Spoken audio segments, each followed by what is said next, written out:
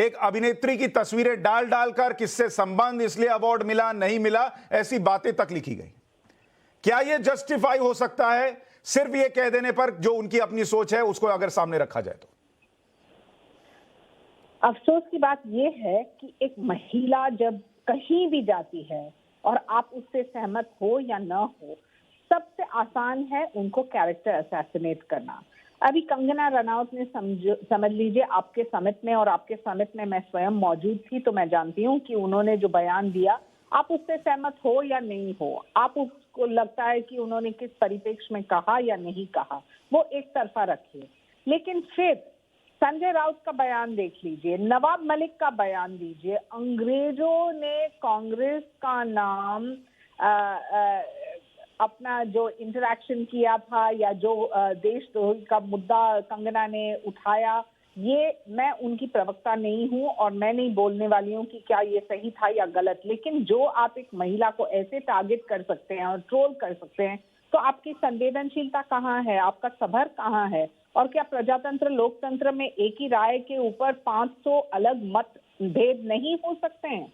आपने जो बात कही टुकड़े गैंग की, बिल्कुल सही है, क्योंकि जो देशद्रोही अपने देश को सम्मानित नहीं करते हैं, एक महिला को सम्मानित नहीं करते हैं, तो क्या एक मुद्दा नहीं उठता है कि हम हमारे इस बड़े बड़े सोच विचार के पीछे जब लोग अपनी अपनी प्रतिक्रिया रखते हैं, तो सब कोई सहमत नहीं होते हैं वो प्रतिक्रिया से। तो विवाद किस मुद्दे पे और चरित्र के ऊपर टारगेट करना क्या एक डिफ्लेक्शनरी टैक्टिक है? रवि श्रीवास्तव जी, जिस आम आदमी पार्टी की सरकार को ये इजाजत देने में कि जो लोग देश के टुकड़े की बात कर रहे थे उन पर सिडिशन का केस चलना चाहिए या नहीं चलना चाहिए, उनकी स्वाति मालीवाल कहती है इन पे तो राष्ट्रद्रोह का केस चलना चाहिए। ऐसा क्यों? उसमें समझ में नहीं आता, इसमें समझ में आता कि ये राष्ट्रद्रोह है।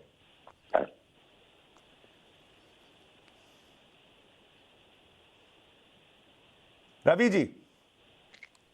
और सुशांत जी सही बात कर रहे हैं, आप बहुत समझदारी की बात कर रहे हैं। वास्तव में मेरा तो ये विश्वास है कि इस देश में टुकड़े टुकड़े गैंग नाम की कोई चीज कभी थी ही नहीं।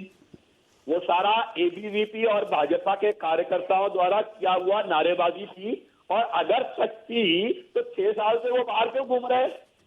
6 साल से आज तक सजा क्यों नहीं मिली उनको? क्यों नहीं देशद्रोह का मुकदमा चला? कंगना रनौत ने पूरे के पूरे राष्ट्र को अपमानित किया है अपने बयान से।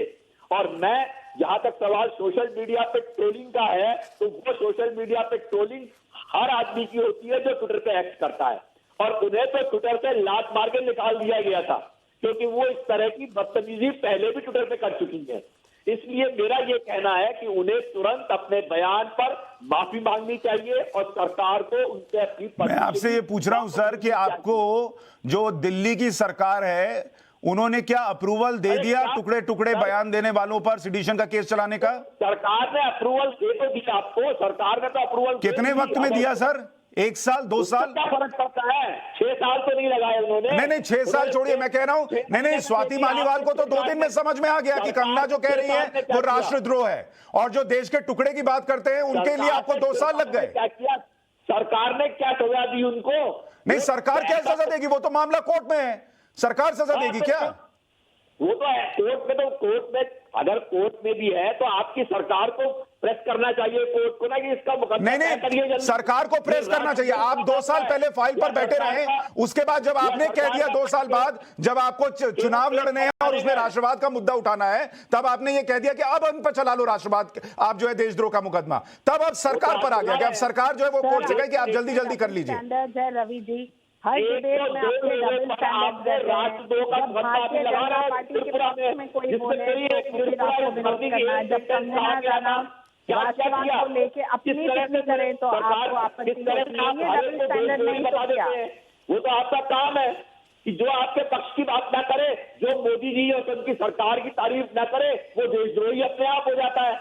वो तो आपका सिद्धांत है। नहीं तो एक मिनट, जो टुकड़े टुकड़े लोग बोल रहे थे वो देशद्रोही नहीं थे, तो आपने उन पर फिर सरकार ने क्यों कहा कि आप सिडिशन का चार्ज लगा दीजिए?